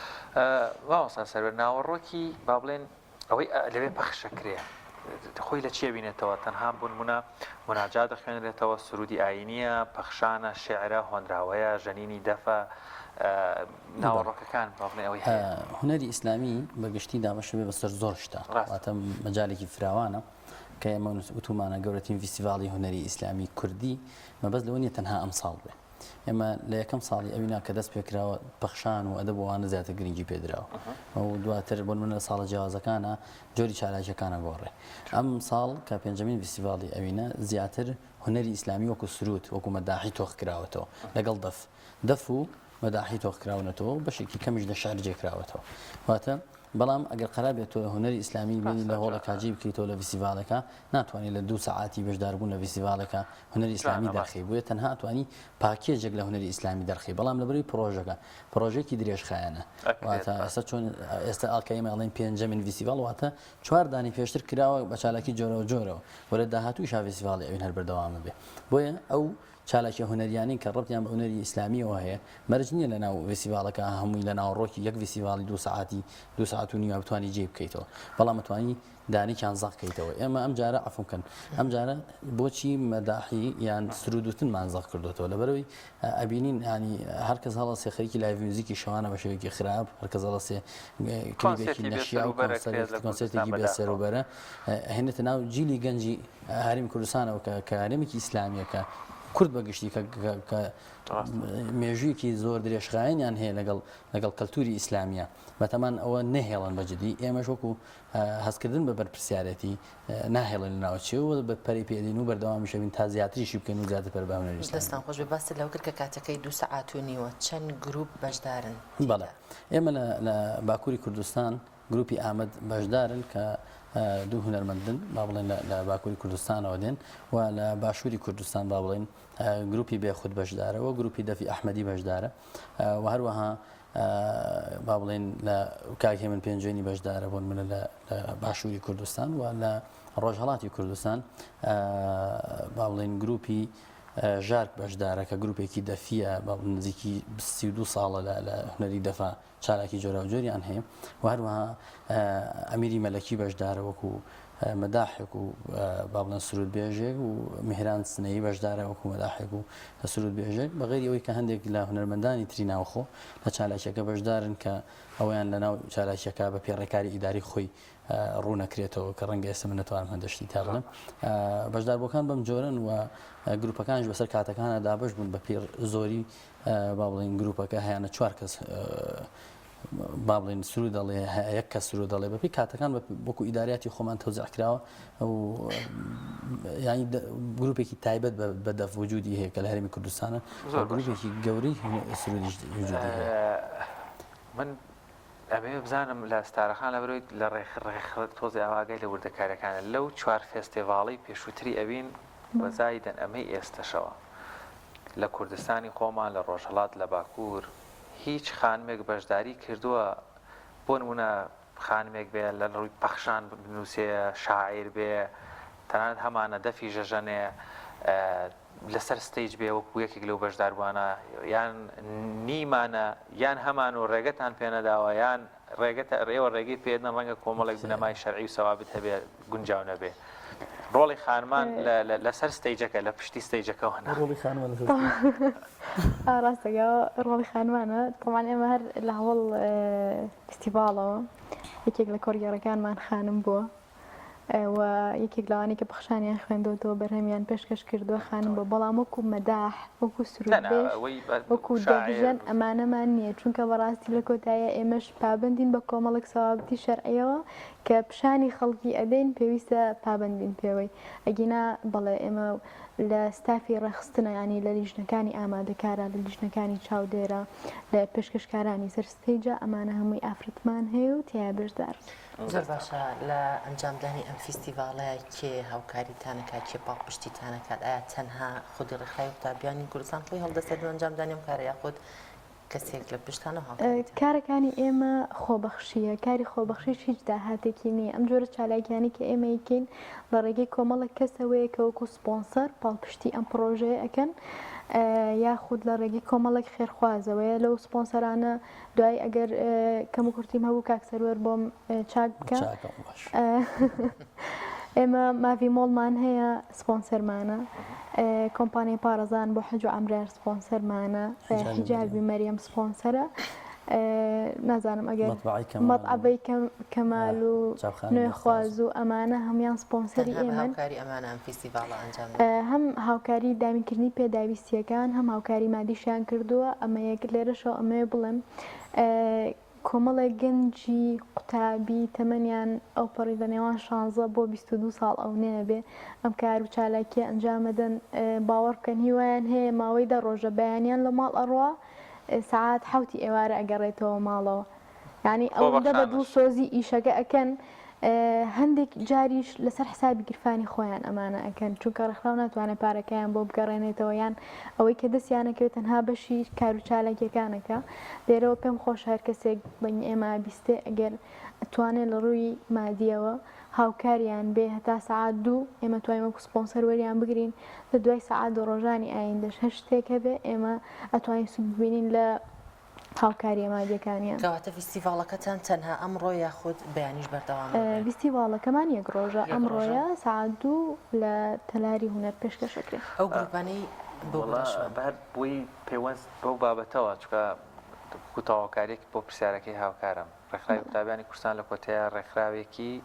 ڕاستە لە چوارچێوی کاروباری تابیانیشەکە بەڵام ئەگەر هەڵە نەبم دەستەواژەی پاشکۆ ڕێکخراوەکانەوەی پاشکۆی حیزبن یاخود باڵم سەر بە لایەنێکی سیاسین ئێوەش کۆمەڵی دادگەری وەکو پشتیوانێکتان تا چەند دەستکراوی کردوون یاخود هاوکاریتانەکە لە ڕووی مادی معنەویەوە من جوابم وابزان ڕەنگە تۆ باشتر ئێمە لە کۆتاییە ینی نەشەرمی لێەکەین و نەشاریشمانێتەوە کە بەڵێ ئێمە یەکێکین لە ئۆرگانەکانی کۆمەڵی دادگەری و بە شانازیشەوە ئەم جوڵانی کە یەکەین ئەبێ ئاوەکە بچێتە ئاشی سیاسەتی کۆمەڵی دادگەریەوە بەڵام لە کۆتاییە کار و چالاکیەکانی ڕێکخراوی قوتابیان کار و چالاکیەکە کە ڕەبتی بە کۆی خەڵکەوە هەیە نەک بە حیزب و بە سیاستەوە ئێمە و کارانی ئەیکەین حیزب هەرگیز ڕێگرنەوە لەوەی کە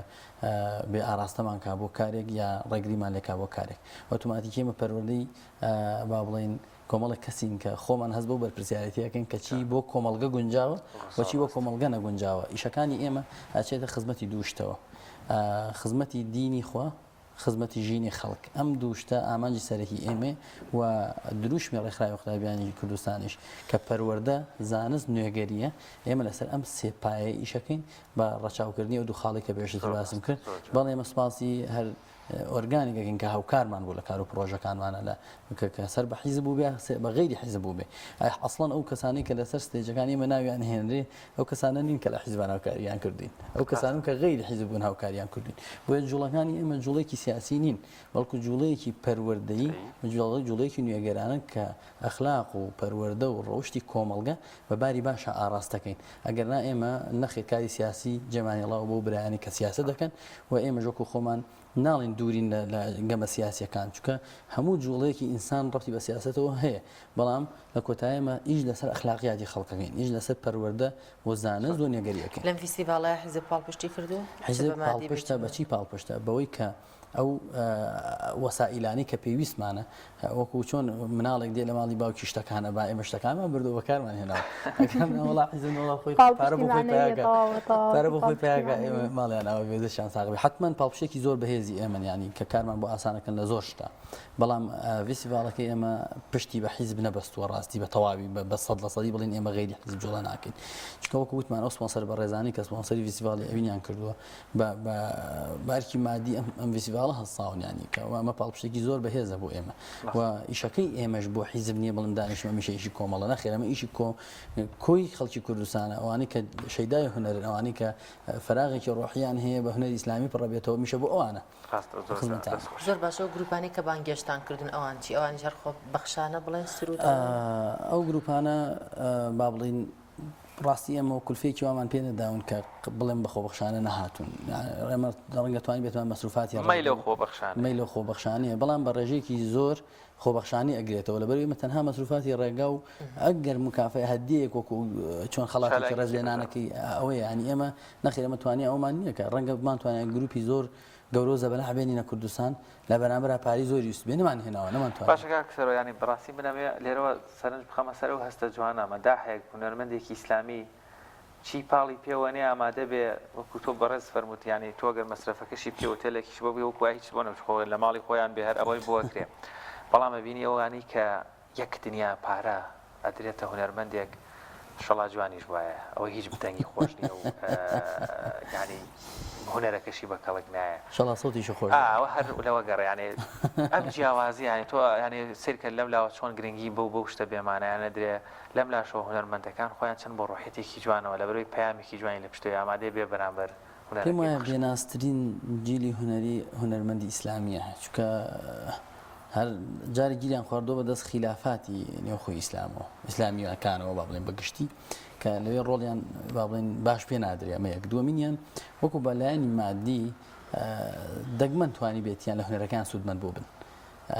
چونکە هونەرمەندی ئیسلامیوانی مەداحیەکانوانی سرود ئەڵێن عادەتی ئامانجێکی گەورەتر کە ئامانجێکی ڕۆحی ئاینیە لە پشت بابەتەکانیانەوە ڕەنگە هەندێکیش هەبێ هونەرەکەی خۆی بەکارهێنابێ بۆ پیاکردنی مادە ئێمە بەرگری لەوانش ناکەین هەر کەسە بە پێ بەڵام بەگشتی هونەرمەندی ئیسلامی هونەرمەندێکی بێنازە لەبەرەوەی فەزایەک نییە تایە هونەرەکەی عەرزکە دەستێک نییە دەستی بگرێ با بڵێن حکوومەتی شۆکو ئەو من کوردستانی گەورەکەی بینم نەمدیوە هیچ حکوومەتێکیان دەستگیرۆکی جددی هوەری ئەوانی کردبێت کە خزمەت بە هوەری ئیسلامی ئەەکەن جا هوەری ئیسلامی بەگشتی ئێستا من ڕەنگە لەم هەرێمی کوردستانە بەدایان خەتاتی بە قوت هەبن باشە نەمبینیەوە فیستیڤالێکی نەوعیان بۆ بکرێتەوە یا بەغێری ئەوانیش با بڵێن ئەوانی کە کارە هوەری ئیسلامیەکانەکەن نەبووە هاوکاریکی جدیان بکرێت کە بتوان پەرە بە هوەرەکان بن بەڵام بینیمانە کە هوەرمەند هەبووە بە سەدان دەفتەری پێدراوە بۆ کۆنسێرتێک کە لە جەژنێکی مسلمانانە کۆنسێرتێکی خراپ بکە بۆیە ئاراستەکە دیارە چێتە ئاراستەیەەکە ئەوان بە ئاراستەیەکی خراپی پەروەردەیی خەڵک ئاراستەکەن تا قوتی حکومڕانی خۆیان بەردەوام بێ بەڵام بێ خەڵک ئاشنا بێتەوە بە هوەری ئیسلامی ئەوینیش هەر بۆ ئەوە خزمەتەکە زۆر باشەکەواتە خات و ستارە ئامانجتان نییە کە لە داهاتوودا لە ساڵانی داهاتوە ئەم فیستیڤاڵە فراوانتر بکەن کە تەنها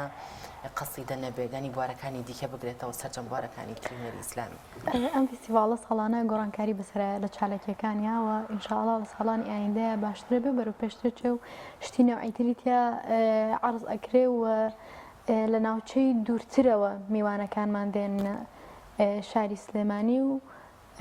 ئەگەر بشگونجێ لە شارێکی تر بکرێتەوە ئەوە ئێمە هەوڵی تەواوی خۆمانە دەین ئینشاءڵڵا دەستان خۆش بێ و سەرکەوتوو بنێمە هیچمان نەماوەگەرەوە پەیامی شتێکتان هەبێ هەر وەکو ڕێکلامێکە گەرجارێکی تر کات و تەقیق ئەو شوێنانەی کە فستیڤاڵەکە کرێ بیڵێنەوە بە هاوڵاتیانی ئەوین ڕێکلامی ناوێ شەڵا خەڵک زۆر بە تامەزروی ئامادە بەڵام ئەوە بوو ناو نیشان و شوێنەکان خزمەتی ئەوانیان کە شەیدای هونەرنویانەی بۆ ئەوین بێن بەڕاستی وە بەڵێ بە دەقیقی سەهمیان پێڵێنەوە ئێمە لە هۆڵی تەلاری هونەر لە شاری سلێمانی ئەمڕۆ کاژمێر دوو فیستیڤاڵی ئەوین دەست پێ ئەکات ئینشاءڵڵا بەدەیان کەس لە شارە جیاوازەکان و پاسیان گرتووە بۆ ئەویندێن چونکە خەڵک فراغی هوەری ئیسلامی هەیە و ئێمەش ئامانجمان ئەوە بووە بە پاراستنی دروشمە ئاینیەکان بە پاراستنی وەلانەدان لە عەقیدەی ئیسلامی فیستیڤاڵێکی هوەری نەوعی بکەینەوە کە الحەمدولیلا کردووشمانێتەوە و چاوەڕێین خەڵکی تر ینی ئەو کەسانی کە شەیدای هوەرنووی تا ئێستا نەیانزانیوە ئەوین هەیە بێن بۆ ئەوین کە ئەمڕۆ سەعات دوو کاتژمێر باڵێن لە هۆڵی تەلاری هونەر لە شاری سلێمانی جێبەجێ ئەکرێت سپاسانەکەین ئەخوا بەخێوێن لە شتان ساغ بێت دەستان خۆش بێ بەڵێ زۆر بەڕێز سەروەر سلێمان لیژنەی ئامادەکاری فستیڤاڵ و خات و ستارە یاسین ئەندامی لیژنەی ڕێکخەری فستیڤاڵ لەگەڵ مامەشدار و لە شتان ساغ بێ ماندوو نەبن دڵیان ئەم ڕۆژ هەرماندووە بن یاخوا خۆی گەورە بخاتە بەر جەزای قیامەت و ئیشەڵا لە شتان ساغ بێ سواز بۆ و دەرفەتەی بۆ هاونیشتیوانیان و قوتابیانی دروستەکەن بەڵێ ئایزان نازانم شەیداخان هیچمان ماوە پێم وا بێ با کۆتایی پێ بێنین باشە لەگەڵ هاوکارم شەیدا بەرگەو بابەتەکانی ئەمڕۆی پرۆگرامی پەیامی ڕۆژمان پێشکەشکردن بەخوای گەورەتان ئەسپێرین سپاس تا کاتە لەگەڵمان بەشدار بوون و بینەر بوون تا پرۆگرامێکی تر بەخوای گەورەتان ئەسپێرین خواتانە